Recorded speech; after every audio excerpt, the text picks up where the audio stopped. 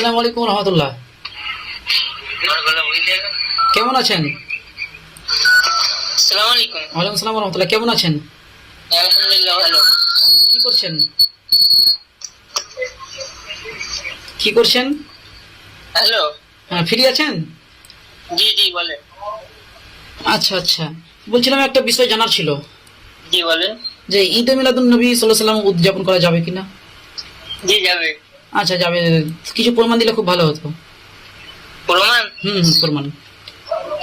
ও, যখন তখন প্রমাণ চাইলে তো হয় না। আচ্ছা, কবে প্রমাণ দিবেন তাহলে? হ্যাঁ, কবে প্রমাণ দিবেন? প্রমাণ সেটা ঠিক আছে, আপনাকে প্রমাণ আমি হোয়াটসঅ্যাপে পাঠিয়ে দেবো। না না, ফোনের মাধ্যমে বলেন তাহলে খুব ভালো হয়। হোয়াটসঅ্যাপে পাঠালে হবে না? না না, হোয়াটসঅ্যাপে পাঠালে হবে না, ফোনের মাধ্যমে বললে খুব ভালো হবে। ও, হোয়াটসঅ্যাপে অনেক মেসেজ আসে তো, সবগুলো দেখার সময় পাই না, তো ওই জন্য ফোনে বলে দিলে সব দেখা ভালো হয়। আপনার মত কি ভাই? আমার মত? জি, আমার কি মত হবে ভাই? মুহাদ্দিসগণ যে মত পোষণ করেছে ওই মতই আমার। যে মুহাদ্দিসগণ এটাকে মানে নাজায়েজ বিদআত বলেছে ওটাই আমার মত। নাজায়েজ? হ্যাঁ, নাজায়েজ। জি, যদি নবীর জন্ম না হতো তাহলে এ, আমরা নবীর জন্ম দিবস হিসেবে আমরা কি আনন্দ উৎসব করতে পারবো না? তবে আনন্দ করেন না, এতে কোনো বাধা নেই, বিপত্তি বাধা বিপত্তি কিছু নেই। হ্যাঁ, কিন্তু আপনার যে এটাকে ঈদ বানিয়ে দিয়েছেন, সৈয়দুল ঈদ বানিয়ে দিয়েছেন, সকল ঈদের সেরা ঈদ বানিয়ে দিয়েছেন, এটাই হচ্ছে মানে বিদআত।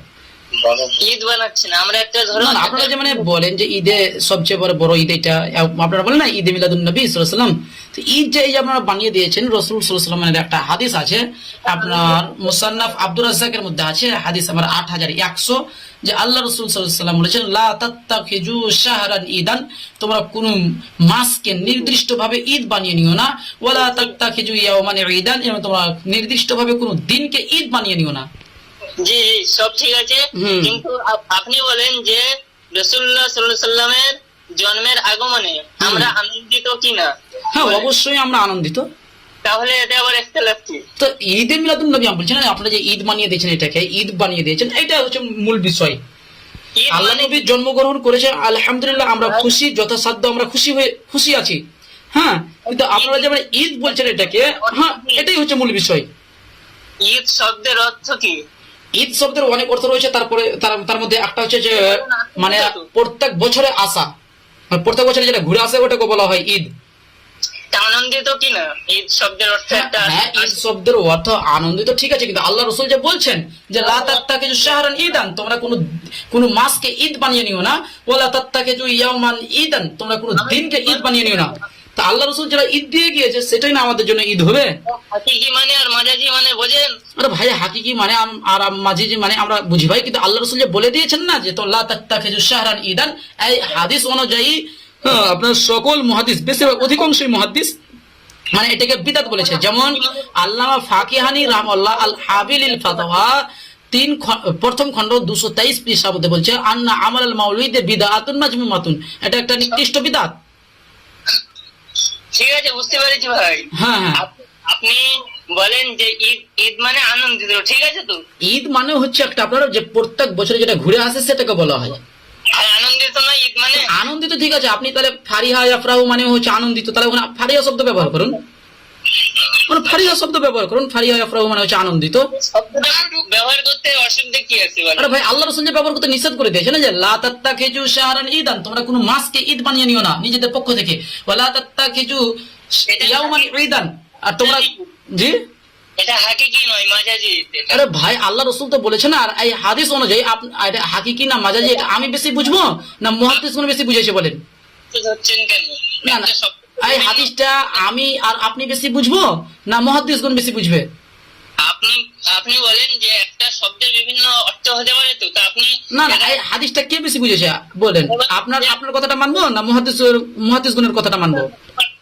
ধরতে পারেন তো? না না, আপনার কথাটা মানবো না আমি মুহাদ্দিসগণের কথাটা মানবো বলেন? এই হাদিসরা ব্যাখ্যা করে, যারা হাদিস বিশারদ করে, তাদের কথাটা মানবো না কাদের কথা মানবো বলেন? এই হাদিস অনুযায়ী লাতাইফুল মাআরিফের মধ্যেও মানে আপনার ইবনে রাজাব আল হাম্বালি রাহমাহুল্লাহ তিনি স্পষ্ট মানে এই কথাগুলোই বলেছে, ওয়া আসলুন হাজা আন্নাহু লা ইউশরাউ আন ইয়াত্তাখিজাল মুসলিমুনা ঈদান।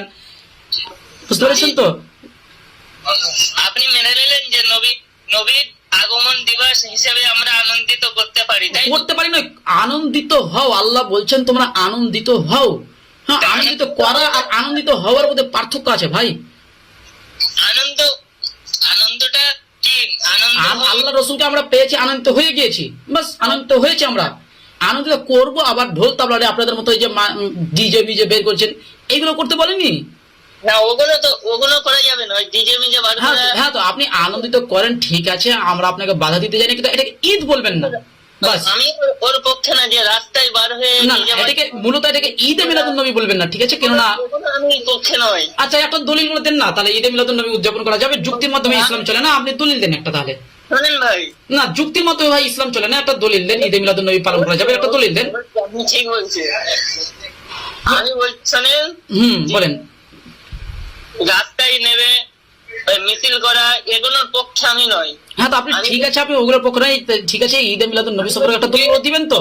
আর আপনাকে আমি একটা হাদিস দিলাম যে আল্লাহ রসুল সাল্লাল্লাহু আলাইহি সাল্লাম স্পষ্ট বলে দিয়েছেন, লা তাত্তাকিযু শাহরান ঈদান, তোমরা কোনো দিন কোনো মাসকে ঈদ বানিয়ে নিও না, ওয়ালা তাত্তাকিযু ইয়াওমান ঈদান, এবং তোমরা কোনো দিনকে ঈদ বানিয়ে নিও না। আল্লাহ রসুল যে নিষেধ করে দিয়েছে, তারপর আপনারা যে 12 রবিউল আউয়ালে আপনারা যে ঈদে মিলাদুন নবী বলছেন, আসলে কি আল্লাহ রসুলের 12 তারিখে জন্ম? এই বিষয়ে একতলাফ আছে। তাহলে যখন ইখতিলাফ আছে, তাহলে আপনি এই দিনটাকে নির্দিষ্ট করে নিলেন কেন? একটা মত আমি নিতে পারি তো, একটা না না, এই বিষয়ে ইখতিলাফ আছে, কিন্তু ইজমা আছে। আমরা একটা মত নিতে পারি তো যে আচ্ছা আচ্ছা, দেখেন দেখেন, আল্লাহ রসুল কত তারিখে জন্মগ্রহণ করেছে ওটা একটু মানে স্পষ্ট করে দিচ্ছি, তাহলে আপনি বুঝতে পারবেন আরো। হ্যাঁ, দেখেন আপনার ফাতাওয়া রিজবিয়া যেটা আছে 26 খণ্ড 412 পৃষ্ঠার মধ্যে বলছে, দেখেন এখান থেকে মানে বলছে, দেখেন 412 পৃষ্ঠা পড়বেন, সেখানে বলছে अगरचे अक्सर मुहद्दिसिन व मुअर्रिखीन का नजरिया नजर ये है कि विलादत बासादत 8 तारीख को हुई। अहले जीजात का इसी पर इजमा है। 8 তারিখের উপরে ইজমা আছে। জি জি, তো এখন ইজমা আছে 8 তারিখের। হ্যাঁ, আবার আপনার ফাতোয়া আলিমিয়া যেটা আপনাদের একটা গ্রন্থ আছে, হ্যাঁ, সেখানে মানে স্পষ্ট লিখেছে, প্রশ্ন করা হয়েছিল ইজমা সম্পর্কে, তখন বলছে পৃষ্ঠা নম্বর আপনার 280 নম্বর পৃষ্ঠা। জি জি, সেখানে বলছে যে ইজমায়ে উম্মত কা মুনকির কাফির है। যদি কেউ ইজমায়ে উম্মতকে অস্বীকার করে দেয় তাহলে সেই ব্যক্তি কাফের। অপরদিকে আহমদ রেজা খান ফাজিল বেরলভি তিনি 8 তারিখের উপরে ইজমা নকল করলো। আবার আপনাদের মুফতি মোহাম্মদ আখতার তিনি স্পষ্ট বলে দিল যে যদি কেউ ইজমাকে অস্বীকার করে তাহলে সেই ব্যক্তি কাফের হয়ে যাবে। জি, তাহলে আল্লাহ রসুলের জন্ম তারিখ হচ্ছে 8 তারিখ, আর আপনারা মিলাদ বের করছেন মানে 12 তারিখ। তাহলে এটা তো আপনি যাদের নাম বললেন, হ্যাঁ। ওরা তো বেরোলবি, জি ওরা তো বেরোলবি। হ্যাঁ, বেরলভি হানাফি তো। আরে ভাই, বেরোলবি সব হানাফি কি বেরোলবি? আরে ভাই, তার সব হানাফি বেরলভি নয়। না, আচ্ছা ঠিক আছে, ওটা ঠিক আছে, হানাফি তো, মাসলাকে হানাফি তো, মাসলাকে হানাফি তো। বেরোলবি নয়, আচ্ছা সমস্ত বেরোলি। আচ্ছা, আপনি কি ওটা বলেন, আপনি কি? সমস্ত হানাফি বেদাতকারী নয়। আরে ভাই, আপনি কি তাহলে? আপনি বেরলভি, সুন্নি, মাঝভান্ডারি, চিশতি, কাদেরিয়া, নকশবন্দিয়া, কি আপনি ওটা বলেন? একজন হানাফি মাযহাবের অনুসারী। আচ্ছা, আপনি হানাফি মাযহাবের অনুসারী, তো দেওবন্দি না বেরলভি? ওটা তো বলবেন, দেওবন্দি না বেরলভি? আরে ভাই, দেওবন্দি না বেরোলি, ওটা আপনার। আচ্ছা, তাহলে আপনি হানাফি মাযহাবের অনুসারী, ঠিক আছে, মানে ইমাম আবু হানিফা রাহিমাহুল্লাহর অনুসারী, ঠিক আছে। তাহলে ইমাম আবু হানিফা থেকে একটা প্রমাণগুলো দিন তো, যে ঈদ মিলাদুন নবী উদযাপন করা যাবে। আপনাকে হাদিস কোরআন দিতে হবে না। আনছেন তাও এর ভিতরে। যে একটা আপনি হানাফি মাযহাবের মানে অনুসারী বললেন, তো ইমাম আবু হানিফা থেকে একটা দলিল দেন না। শোনেন, হ্যাঁ শুনছি, বলেন। যে আমরা হানাফি মাযহাবের অনুসারী বলে আমরা ইমাম আবু হানিফা থেকে শুধু দলিল নেব, এটা নয়। না দেখেন, আপনাকে ইমাম আবু হানিফা থেকে দলিল লাগবে, কেননা মুফতি নাসরুদ্দিন চাঁদপুরের একটা বই আছে, ইমাম মানবো কেন, এই বইয়ের 26 নম্বর পৃষ্ঠাতে মানে মুফতি নাসরুদ্দিন চাঁদপুরি হানাফি দেওবন্দি তিনি লিখছে সাধারণ মানুষের হাদিস দেখে আমল করার পরিণাম। তারপর লিখছে বাহ্যিকভাবে এটা আশ্চর্যের কথা যে সাধারণ মুমিন মুসলমান নিজ ইমামের মতের খেলাফ কোন হাদিস পেলে হাদিস সম্পর্কে কোন রূপ ওজর বুঝে হাদিস ছেড়ে নিজের ইমামের ফতোয়ার উপর আমল করবে। কিন্তু এটা আশ্চর্যের কিছুই নয়, কারণ এটা যে স্তরের মুকাল্লিদের বিধান তার জন্য এছাড়া কোনো গতি নেই। এরূপ মুকাল্লিদ যদি হাদিস পেয়ে সিও বুঝ অনুযায়ী আমল করে তাহলে সমূহ বিপত্তির সম্ভাবনা আছে 100%। আবার 40 পৃষ্ঠাতে তিনি লিখছে, আপনার পৃষ্ঠা নম্বর 40, সেখানে লিখছে ইমাম মুজতাহিদের কথার খেলাফ কোনো হাদিস পেলে, কোনো হাদিস সহি হাদিস হোক, জয়ীফ হাদিস হোক, যা হাদিস হোক, কোন হাদিস বলেছে, কোন হাদিস পেলে একজন সাধারণ আলিমের জন্য ইমামের সিদ্ধান্ত ছেড়ে হাদিসের উপর আমল করার অনুমতি নেই। হাদিসের উপর আমল করার অনুমতি নেই, মানে আপনাদেরকে ইমামের কথার উপরেই আমল করতে হবে। আর এটাকেই মানে আহমদ ইয়ারখান নাইমি তিনি জাল হক বইয়ের 126 নম্বর পৃষ্ঠাতে তিনি বলছেন যে এর এখন জবাব দিচ্ছে, জবাব। দেবেন না। আচ্ছা আমি দলিলটা দিয়ে দিই। এর বিভিন্ন জবাব আমরা বারবার দিয়েছি, এখন একটি মীমাংসাপূর্ণ আলোচনা করছি। আর সেটা হলো আমাদের দলিলাদি তো এই রিওয়ায়াতগুলো নয়, আমাদের মূল দলিল তো ইমামে আজম আবু হানিফা রাহমাহুল্লাহর নির্দেশ। তো আপনাদের মূল দলিল হচ্ছে ইমামে আজম আবু হানিফার নির্দেশ, যেটা নাসরউদ্দিন চাঁদবি তিনিও স্বীকার করেছে, আহমদ ইয়ারখান নাইমি তিনিও স্বীকার করেছে। তো একটা যখন আপনি ইমাম আবু হানিফার অনুসারী, তাহলে একটা ইমাম আবু হানিফা থেকে প্রমাণ করেন। সব তো ইমাম আবু হানিফা থেকে তো পাওয়া যায় না সব মাসলা। হ্যাঁ বাস, সব মাসলাক ইমাম আবু হানিফা থেকে পাওয়া যায় না, তাহলে আপনি হানাফি মাযহাবের অনুসারী হলেন কিভাবে তাহলে? শুনেন হুম। আমাদের হানাফি মাযহাবের কয়েকটি ইমাম আছে, যেমন ইমাম মুহাম্মদ, ইমাম আবু ইউসুফ, ইমাম তাহাবি, হ্যাঁ হ্যাঁ, আরো অনেকে আছে। ইমাম আবু ইউসুফ ইমাম মুহাম্মদকে মানেন? অবশ্যই। আপনারা দেখেন, একটা কথা বলি, আপনারা নিজেদের স্বার্থে ইমাম আবু হানিফাকে মানেন না। কি বলছেন? আপনারা নিজেদের স্বার্থে ইমাম আবু হানিফাকেও মানেন না। কি করে? কি করে? আচ্ছা একটা প্রশ্ন করছি, আচ্ছা ঘোড়ার গোশত খাওয়া কি? ঘোড়ার গোশত হ্যাঁ, আমি জানি না, আপনি বলেন। আচ্ছা জানেন না, আপনাদের মাযহাবে হচ্ছে মাকরুহ। জি। মানে বর্তমানে জামানায় যে সব মুফতিগুলো আছে, হ্যাঁ আপনাদের ফতোয়া আলমগীর দেখেন, হেদায়া দেখেন, এগুলোতে পেয়ে যাবেন মাকরুহ। কিন্তু ইমাম আবু হানিফা এই মত মরণের 3 দিন আগে রুজু করে নিয়েছে, কিন্তু এটা তা হানাফিরা মানে না। ইমাম আবু হানিফা নিকটে ঘোড়ার গোশত খাওয়া হালাল, জি। জায়েজ, কিন্তু এটা হানাফিরা মানে না, জায়েজ মানে না, ওরা বলছে মাকরুহ। কিন্তু সব সব ফতোয়া তো ইমাম মানে সব মশলার উপরে ফতোয়া নয় তো। ফতোয়া একটা মশলার উপরে ফতোয়া হয়, বুঝতে পেরেছেন? বুঝতে পেরেছি, ঠিক আছে, কিন্তু আহমদ ইয়ারখান নাইমি তিনি ইরফানে শরিয়াত বইয়ের, হ্যাঁ আমার কার নাম বলছে ওদের আমি চিনি না। আচ্ছা চিনে না, উনি একজন বেরলভীদের সবচেয়ে বড় মানে 2য় নম্বর আকাবির ধরেন, হ্যাঁ ইরফানে শরিয়াত বইয়ের 112 পৃষ্ঠায় তিনি লিখেছেন, যে ব্যক্তি ইমাম আবু হানিফার ইজতিহাদ কিয়াসকে হক মনে করবে না সে ব্যক্তি কাফের। তাহলে ইনারা নিজেকে হানাফি পরিচয় দেয়, আবার আপনারাও নিজেকে হানাফি পরিচয় দেন, তাহলে আচ্ছা বলুন আমি তাহলে কোন হানাফি হবো এখন? আরে সব হানাফি বেরুলি নয়। হ্যাঁ তো ঠিক আছে, তাহলে আসল হানাফি কে? আপনাদেরকে বেরুলি বানিয়ে দিচ্ছেন কেন? না আসল হানাফি কে তাহলে?